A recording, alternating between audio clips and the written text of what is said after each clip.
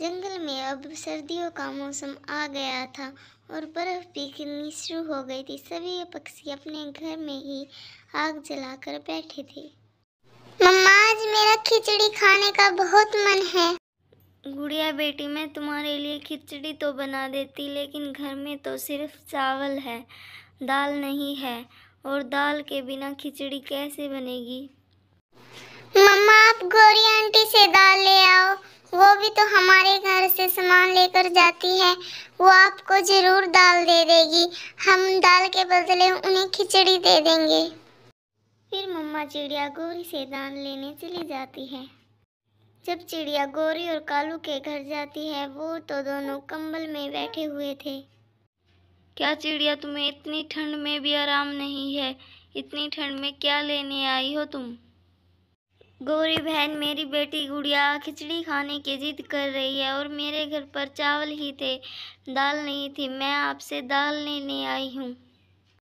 खिचड़ी खिचड़ी तो मुझे बहुत पसंद है। गौरी, तुम ये चिड़िया को दाल दे दो।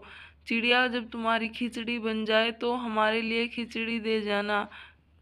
ठीक है गौरी कालू, तुम मुझे दाल दे दो। जब खिचड़ी बन जाएगी मैं तुम दोनों के लिए खिचड़ी ले आऊंगी। चिड़िया गौरी से दाल लेकर घर आ जाती है। गुड़िया बेटा, मैं तुम्हारे लिए खिचड़ी बनाती हूँ। मैं गौरी आंटी से दाल ले आई हूँ। खिचड़ी बनाकर मुझे गौरी को भी देकर आनी है। फिर मम्मा चिड़िया अपनी रसोई में खिचड़ी बनाने के लिए चली जाती है। जब तक ये खिचड़ी बनकर तैयार होगी तब तक मैं थोड़ी लकड़ियाँ ले आती हूँ। लकड़ियाँ भी खत्म हो गई है। चिड़िया इतना सोच ही रही थी कि तभी वहाँ पर गौरी कभी आ जाती है।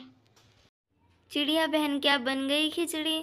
जब से तुमने बताया कि तुम खिचड़ी बना रही हो तब से कालून की भूख दुगनी हो गई है।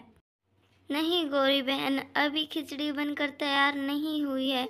तुम थोड़ी देर खिचड़ी के पास ही बैठो, मैं जंगल से थोड़ी लकड़ी ले आती हूँ। मेरे घर पर लकड़ियाँ खत्म हो गई हैं। मम्मा चिड़िया लकड़ियाँ लेने चली जाती है और गौरी खिचड़ी के पास रुक जाती है। ये तो थोड़ी सी ही खिचड़ी है, इस खिचड़ी से तो हम दोनों का ही पेट भरेगा। एक काम करती हूँ कि ये सारी खिचड़ी मैं अपने घर ले जाती हूँ। चिड़िया को कह दूंगी कि मैं तो अपने घर आ गई थी, मुझे नहीं पता खिचड़ी कहाँ गई। गौरी सारी खिचड़ी दूसरे बर्तन में डाल लेती है और खाली बर्तन चूल्हे पे रख देती है। गौरी, तुम ले आई खिचड़ी? मेरा तो खिचड़ी के बारे में सोच सोच कर मुंह में पानी आ रहा था। मैं अब जल्दी से खिचड़ी खा लेता हूँ। कालू, तुम्हें पता है ये खिचड़ी मैं कैसे लेकर आई हूँ? चिड़िया लकड़ियाँ लेने गई हुई थी और मुझे खिचड़ी के पास बैठा कर गई थी। मैं उसके पीछे से सारी खिचड़ी ले आई। अब रोएगी वो और हम मज़े से खाएंगे खिचड़ी। फिर गौरी और कालू खिचड़ी खाने लगते हैं। उन्हें तो खिचड़ी इतनी स्वादिष्ट लगी कि उन्होंने सारी की सारी खिचड़ी खत्म कर दी। जब चिड़िया लकड़ी लेकर घर आती है तो वो चूल्हे पर खाली बर्तन देखकर रोने लगती है। मेरी गुड़िया का कितना मन था खिचड़ी खाने का। जरूर ये गौरी का ही काम है, वही कर सकती है ऐसा। गुड़िया मेरी बेटी, मुझे माफ़ करना, मैं तुम्हें आज खिचड़ी नहीं खिला सकती। मैं लकड़ी लेने गई थी, इतना मैं लौट कर आई तो चूल्हे पर खाली बर्तन रखा था।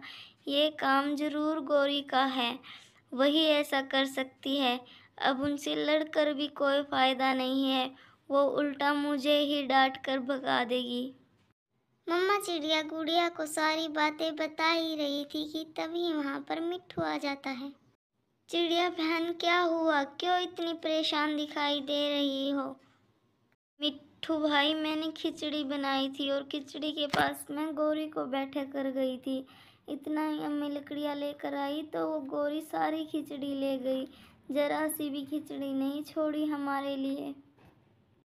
कोई बात नहीं चिड़िया बहन, वो गौरी तो है ही ऐसी, उसने कई बार मेरे साथ भी ऐसा किया है। मैं और पक्षियों को भी लेकर आता हूँ, हमें कई दिन हो गए साथ में बैठे हुए। फिर हम मीठे फलों का हलवा बनाकर खाएंगे। फिर तोता लूसी और कबूतर को बुलाने उनके घर जाता है।